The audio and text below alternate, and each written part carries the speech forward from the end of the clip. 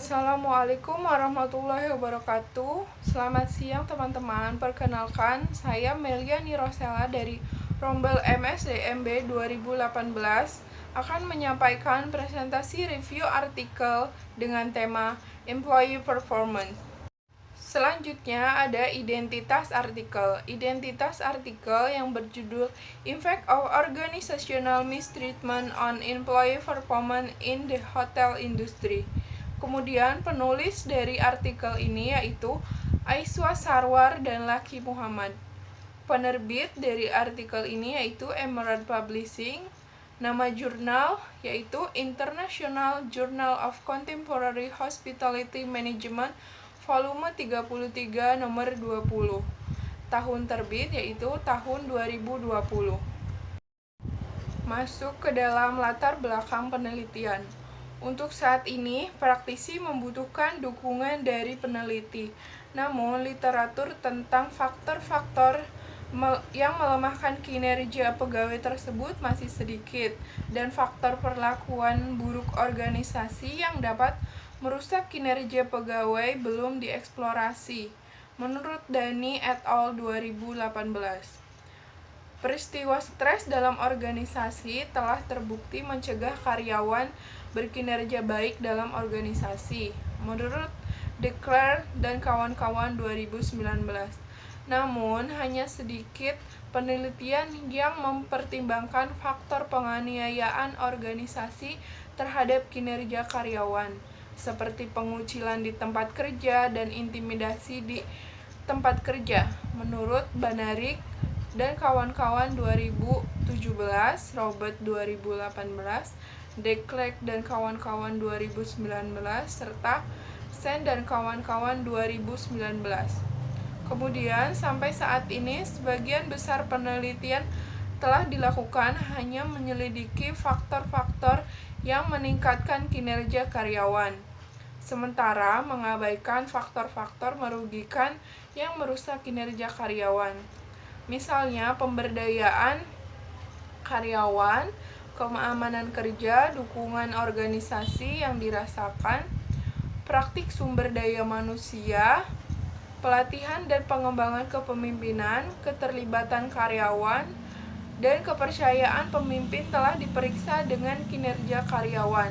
Menurut Grant et al. 2018, Biswas dan Kapil 2017, Hayat dan kawan-kawan 2019, Toban dan kawan-kawan 2014, Holly et al. 2019.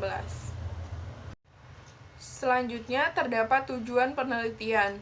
Yang pertama yaitu untuk mengetahui faktor-faktor yang dapat menghambat kinerja karyawan. Selanjutnya, menyelidiki peran mediasi dari incivility atau ketidaksopanan yang dirasakan dalam peran moderasi model psikologis atau psikep untuk mengatasi mengapa dan kapan kinerja karyawan dirusak. Masuk ke dalam hipotesis dan pengembangan. Hipotesis 1 yaitu ketidakadilan interaksional memiliki efek positif pada ketidaksopanan yang dirasakan.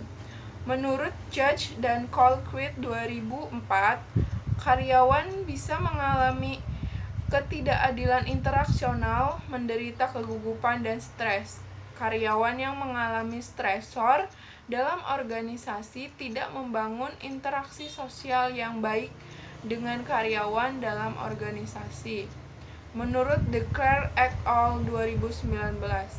Lebih lanjut, dalam Conversation of Research Theory atau COR, menurut Hofbauer 1989, karyawan mempertimbangkan persepsi ketidakadilan sebagai pemicu stres karena ancaman kehilangan sumber daya psikologis yang dapat menyebabkan ketidaksopanan yang dirasakan karena efek spiral. Selanjutnya, hipotesis 2 yaitu dehumanisasi organisasi memiliki efek positif pada ketidaksopanan yang dirasakan.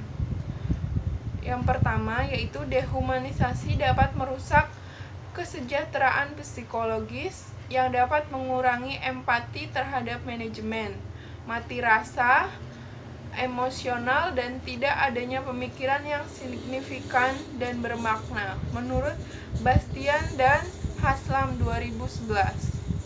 Kemudian, prinsip kehilangan sumber daya pada teori Chor menurut Hofbauer 2001 menekankan bahwa individu ketika dihadapkan pada situasi yang mengintimidasi seperti dehumanisasi organisasi dapat kehilangan sumber daya mereka yang mengakibatkan terkurasnya sumber daya kognitif dan emosional yang dapat menimbulkan persepsi ketidaksopanan. Masuk ke dalam hipotesis dan pengembangan pada hipotesis yang ketiga.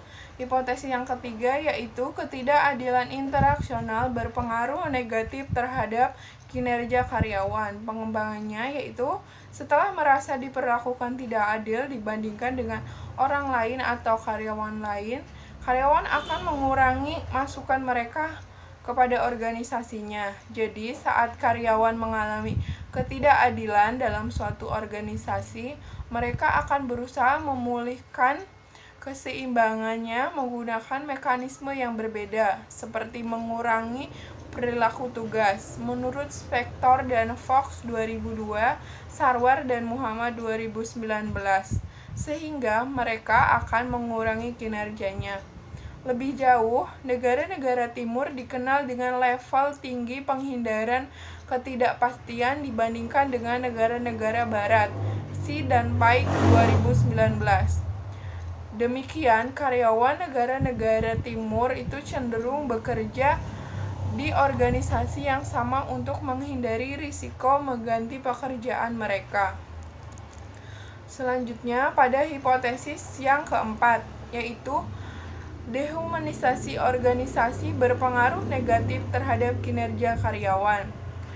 Menurut Christoph 2014, perlakuan buruk yang tidak manusiawi dari organisasi terhadap mereka, yaitu karyawan, mungkin mengganggu kebutuhan psikologis mereka.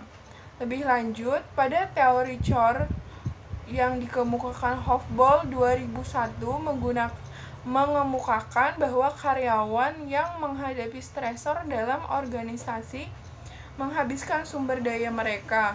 Untuk menghindari kehilangan sumber daya yang berlebihan, karyawan akan mengadopsi beberapa mekanisme penanggulangannya.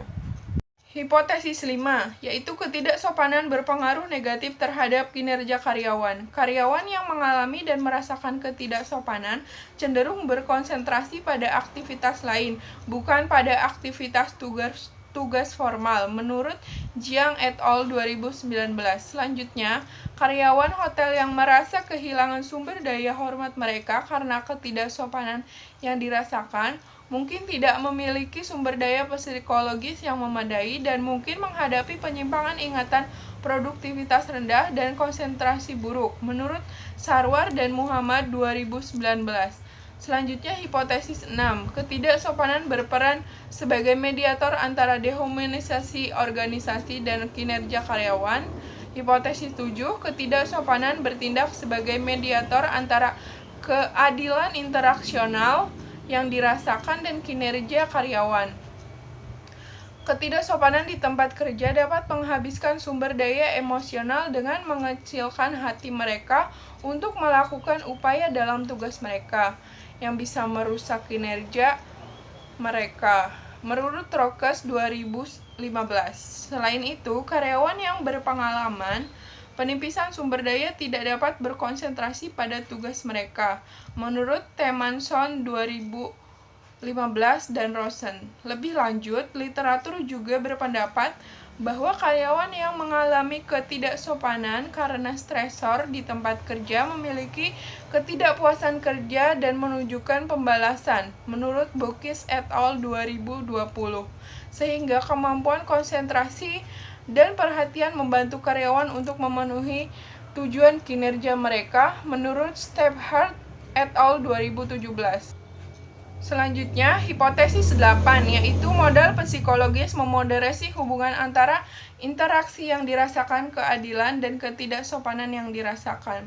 Hipotesis 9, model psikologis memoderasi hubungan antara organisasi yang dipersepsikan dehumanisasi dan ketidaksopanan yang dirasakan. Psychological capital mencerminkan karakteristik stabil seseorang, seperti ketahanan, optimisme, harapan, dan kemampuan. Luthans et al. 2007. Psikep adalah sumber daya pribadi yang melindungi karyawan dari efek merugikan dari stresor dalam organisasi. Menurut Hofbauer et al. 2018, studi ini mengusulkan bahwa psikep mengurangi efek negatif dari stres organisasi pada ketidaksopanan dengan meningkatkan psikep karyawan melalui lensa teori Chor. Psikep dapat berfungsi sebagai sumber daya pribadi untuk membantu karyawan melindungi mereka dari persepsi yang lebih tidak sopan ketika mereka menghadapi stres dalam bentuk dehumanisasi organisasi dan ketidakadilan interaksional. Metodologi penelitian. Sampel penelitian ini yaitu 485 karyawan pada industri perhotelan di Pakistan. Teknik sampel menggunakan metode survei. Alasan pemilihan sampel yaitu pada penelitian ini menganggap bahwa karyawan hotel sebagai sumber daya pribadi untuk penyaga terhadap efek merusak dari stres organisasi pada ketidaksopanan yang dirasakan. Dengan demikian, kinerja karyawan mengacu pada produktivitas, kompetensi, dan hasil karyawan. Menurut Hunter 1984, yang menentukan citra organisasi yaitu menurut Han dan kawan-kawan 2016. Selanjutnya, permintaan untuk penelitian tentang penyebab stres organisasi tumbuh dalam konteks non-barat, sehingga peneliti perlu fokus pada penyebab stres dan perlakuan buruk karyawan pada konteks Asia. Menurut Sarwar dan kawan-kawan 2020A, 2020B. Oleh karena itu, penelitian ini menganggap panggilan tersebut dan mengumpulkan data di negara Asia yaitu Pakistan, negara yang memiliki karakteristik penghindaran ketidakpastian yang tinggi sehingga penelitian yang dilakukan lebih relevan. Teknik analisis data menggunakan pengukuran untuk menguji normalitas data dan reliabilitas serta validitas menggunakan SMART PLS3 atau PLS SEM. Hasil dan pembahasan. H1. Ketidaksopanan interaksional memiliki efek positif pada ketidaksopanan yang dirasakan. H1 diterima.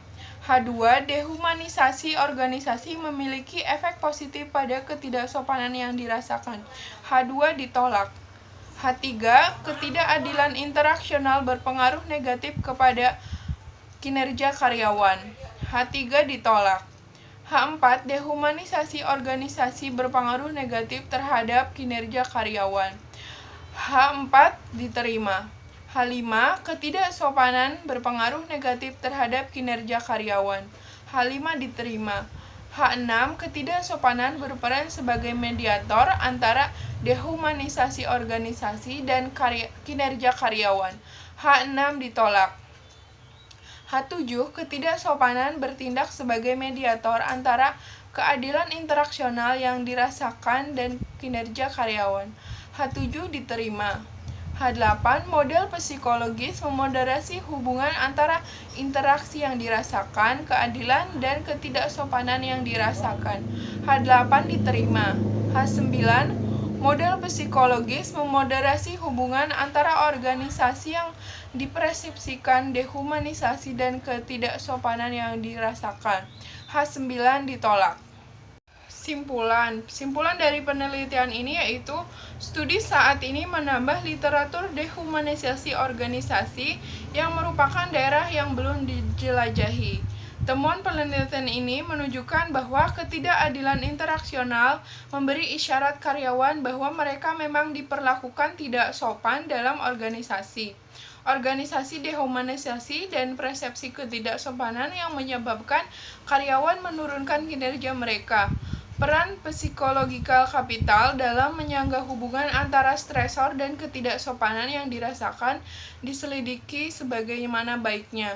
Dengan demikian, penelitian ini diharapkan dapat membuka jalan bagi penelitian selanjutnya untuk lebih memeriksa bagaimana organisasi dapat mengatasi hasil negatif yang berasal dari stresor organisasi dan interpersonal. Selanjutnya, hasil penelitian menunjukkan bahwa ketidakadilan interaksional berpengaruh positif terhadap ketidaksopanan. Ini dapat dibenarkan karena sejumlah alasan. Karena itu, pengelola hotel perlu berhati-hati untuk mengurangi ketidakadilan interaksional. Hubungan dehumanisasi organisasi dengan ketidaksopanan yang dirasakan dan ketidakadilan interaksi dengan kinerja karyawan tidak didukung. Salah satu alasan mungkin budaya penghindaran ketidakpastian yang dipraktikkan di negara Asia. Saran praktik dan saran penelitian masa yang akan datang. Temuan menunjukkan bahwa karyawan mungkin mengembangkan persepsi ketidakadilan saat mengalami ketidakadilan interaksional. Oleh karena itu, hotel praktisi harus memastikan perlakuan yang adil dengan semua karyawan hotel. Selanjutnya, temuan menunjukkan bahwa ketidaksopanan yang dirasakan juga menurunkan kinerja karyawan. Manajemen hotel dapat memberikan sesi pelatihan terstruktur atau sesi pelatihan yang memastikan bahwa praktik kesadaran sebelum dan sesudah pertemuan di hotel. Manajer hotel juga dapat menawarkan bimbingan psikologis kepada karyawan untuk meredakan ketegangan mereka yang disalahgunakan. Selanjutnya, penelitian selanjutnya dapat membandingkan hasil antara konteks Eropa dan Asia, atau mereka mungkin meniru hasil ini di wilayah lain untuk negara yang dapat meningkatkan generalisasi hasil. Dalam studi ini, file data demografi terbatas. Studi masa depan dapat memilih demografi seperti ukuran hotel, jenis pendirian kondisi kerja, atau jenis kontrak kerja, yaitu menurut paruh waktu, penuh waktu, musiman, 0 jam, yang mungkin menghasilkan wawasan lebih lanjut. Berikut instrumen yang sudah saya lampirkan, kemudian sudah beserta terjemahannya. Bisa disimak sendiri.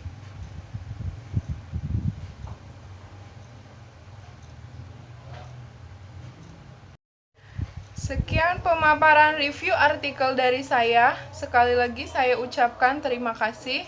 Wassalamualaikum warahmatullahi wabarakatuh.